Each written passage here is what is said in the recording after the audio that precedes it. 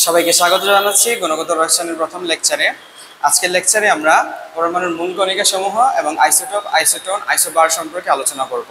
তো পরমাণুর মূল কণিকা সাধারণত তিন ধরনের হয়। আমাদের বাসায় যেভাবে কিছু আছে পার্মানেন্ট মেম্বার, যারা হচ্ছে সবসময় বাসায় থাকে, তো পরমাণুর মধ্যেও কিছু আছে পার্মানেন্ট মেম্বার, যারা সবসময় পরমাণুর মধ্যে থাকে। তো সেটা সেটা হচ্ছে তাদেরকে বলা হয় স্থায়ী মূল কণিকা। আর কিছু আছে আমাদের যেমন বাসায় গেস্টরা আসেন, ঠিক এইভাবে পরমাণুর মধ্যেও কিছু গেস্ট আছে, তো তাদেরকে বলা হয় অস্থায়ী মূল কণিকা। আর আরও এক টাইপের কণিকা আছে, তারা ওটা কাইন্ড অফ অস্থায়ী, তাদেরকে বলা হয় কম্পোজিট কণিকা। তো পরমাণুর কণিকা সমূহ পরমাণুর মধ্যে, তাইলে আমরা শিখলাম পরমাণুর কণিকার মধ্যে কিছু আছে স্থায়ী মূল কণিকা। তো স্থায়ী মূল কণিকা আমরা জানি, স্থায়ী মূল কণিকাগুলো আমাদের খুবই পরিচিত: ইলেকট্রন, প্রোটন, আছে নিউট্রন। তো ইলেকট্রন, প্রোটন, নিউট্রন আমরা ছোটবেলা থেকে পড়ে আসছি যে পরমাণুর কণিকা সমূহ এরা এরা মূলত পরমাণুর স্থায়ী মূল কণিকা, অর্থাৎ পার্মানেন্ট মেম্বার, একটা বাসার পার্মানেন্ট মেম্বার। আর অস্থায়ী মূল কণিকাগুলো, এদের বিভিন্ন নাম আছে। ফর এক্সাম্পল নিউট্রিনো, নিউট্রিনো, তারপর হচ্ছে অ্যান্টি নিউট্রিনো,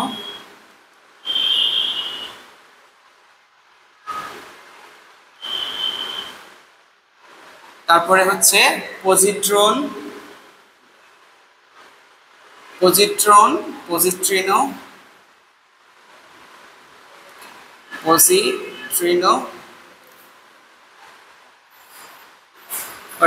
মেসন, গ্রেভিটন,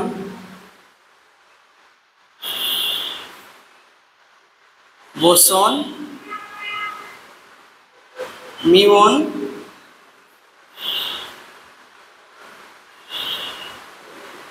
পাইন। তো এরা হচ্ছে অস্থায়ী মূল কণিকা। তো স্থায়ী মূল কণিকাগুলো তিন ধরনের, আর অস্থায়ী মূল কণিকাগুলো হচ্ছে এরা। তো স্থায়ী মূল কণিকাগুলো মনে রাখার টেকনিক হচ্ছে, মনে রাখবা পেন দিয়ে। পিতে হচ্ছে পেন, পিতে হচ্ছে প্রোটন, ইতে ইলেকট্রন, এনতে হচ্ছে নিউট্রন। আর অস্থায়ী মূল কণিকাগুলো মনে রাখার টেকনিক হচ্ছে, মনে রাখবা যে নিউ আন্টির পাজি মেয়ে, পাজিতে দুটো মনে রাখবা, একটা হচ্ছে পজিটিভ আর একটা হচ্ছে পজিট্রিন। মেয়েতে দি মনে রাখবা মেসন। গার্ডেনে বসে, বসে দে বোসন, মনতে মনে রাখবা মিউন। আর পেলো, পেলোতে মনে রাখবা হচ্ছে পাইন। নিউ আন্টির পাজি মেয়ে, গার্ডেনে বসে মন পেলো, এটা হচ্ছে অস্থায়ী মূল কণিকা। তো পরমাণুর কণিকা সমূহ যারা হচ্ছে পার্মানেন্ট মেম্বার তিন ধরনের: ইলেকট্রন, প্রোটন, নিউট্রন। আর কেউ হচ্ছে গেস্ট। গেস্টের মধ্যে কারা আছে? অস্থায়ী মূল কণিকা, আর একটা হচ্ছে কম্পোজিট কণিকা। অস্থায়ীগুলো কিভাবে মনে রাখবো আমরা? নিউ আন্টির পাজি মেয়ে, গার্ডেনে বসে মন পেলো। তো এখানে আরেকটা জিনিস মনে রাখতে হবে, এই স্থায়ী মূল কণিকাগুলো থেকে এদের আবিষ্কারকদের নামগুলো মনে রাখতে হবে। ইলেকট্রন আবিষ্কার করছে sir J J Thomson, J J Thomson. Proton আবিষ্কার করছে রাদারফোর্ড।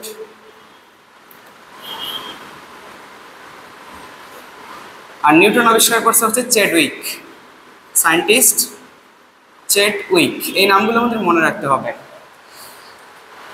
তারপরে আরো এক ধরনের কণিকা আছে যাদেরকে বলা হয় হচ্ছে কম্পোজিট কণিকা।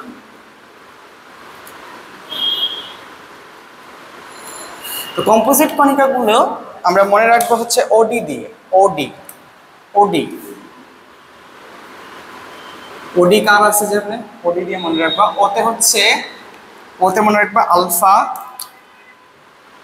আলফা, আমরা আলফা জিনিসটা শিখবো। আলফা জিনিসটা হচ্ছে হিলিয়ামের একটা নিউক্লিয়াস, যেটার ভর হচ্ছে 4। আর একটা হচ্ছে ডিউটেরন, ডিতে মনে রাখবা ডিউটেরন, যেটা হচ্ছে 2 ভর বিশিষ্ট হাইড্রোজেন, যেটার একটা প্লাস চার্জ আছে।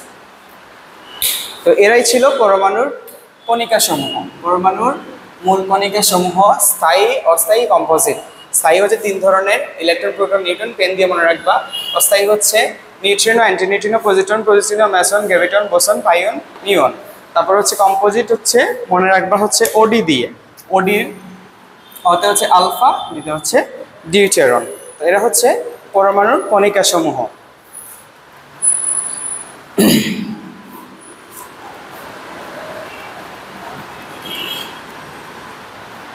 তারপরে আমরা শিখবো হচ্ছে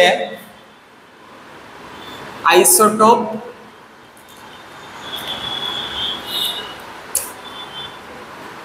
আইসোটোন, তারপর শিখবো আমরা আইসোবার সম্পর্কে। তো এটা আমাদের অনেকেরই পরিচিত, আমরা 9 10-এ পড়ে আসছি। আইসোটোপ শব্দের অর্থ হচ্ছে একই পজিশন। আইসো মানে হচ্ছে একই, টপ মানে পজিশন। তো আমরা জানি যাদের প্রোটন নাম্বার সেম কিন্তু ভর সংখ্যা ডিফারেন্স তাদেরকে বলা হয় আইসোটোপ। যাদের প্রোটন সংখ্যা একই কিন্তু ভর সংখ্যা ডিফারেন্স তাদেরকে বলা হয় আইসোটোপ। ফর এক্সাম্পল, হাইড্রোজেনের 3টা সম্ভব, 1 ভর বিশিষ্ট হাইড্রোজেন, 2 ভর বিশিষ্ট হাইড্রোজেন, 3 ভর বিশিষ্ট হাইড্রোজেন। তো প্রত্যেকটা হাইড্রোজেনের কিন্তু প্রোটন নাম্বার 1 করে, কিন্তু তাদের ভর সংখ্যা কোনোটার 1 2 কোনোটার 3।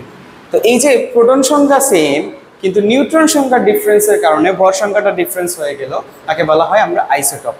তো নিউট্রন সংখ্যা আমরা কিভাবে বাইর করি? আমরা একটা পরমাণুর উপরে লেফট সাইডে আমরা লিখি হচ্ছে ভর সংখ্যা, নিচে লিখি হচ্ছে প্রোটন সংখ্যা।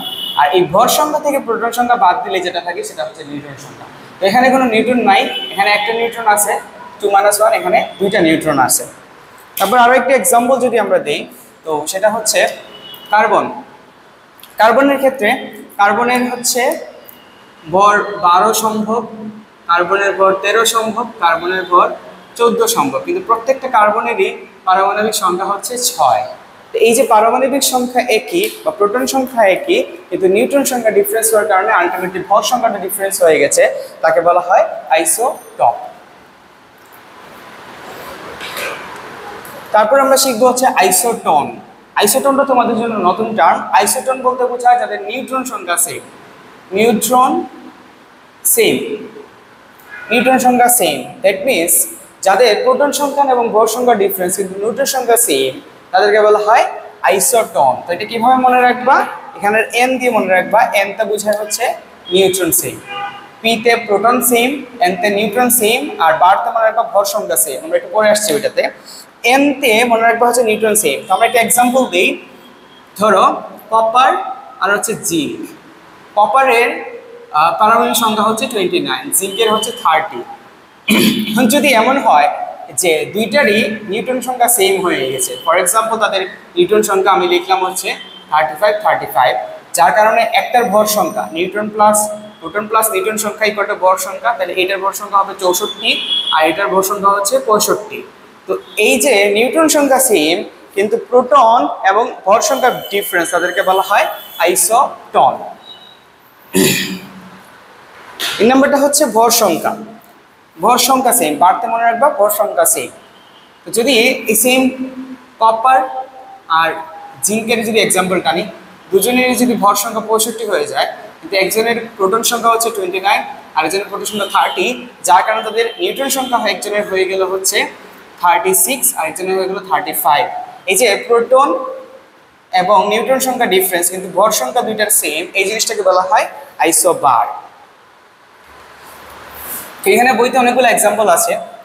প্রকৃতিতে প্রত্যেকটা মৌলেরই আইসোটোপ আছে, শুধুমাত্র সোডিয়াম আর গোল্ড ছাড়া বাকি সবগুলো মৌলেরই আইসোটোপ আছে। এই দুটো হচ্ছে এক্সেপশন, এটা মনে রাখবা। তো আজকের ক্লাস এইটুকুই। নেক্সট ক্লাসে আমরা রাদারফোর্ড এবং বোর নিয়ে আলোচনা করব। ধন্যবাদ সবাইকে।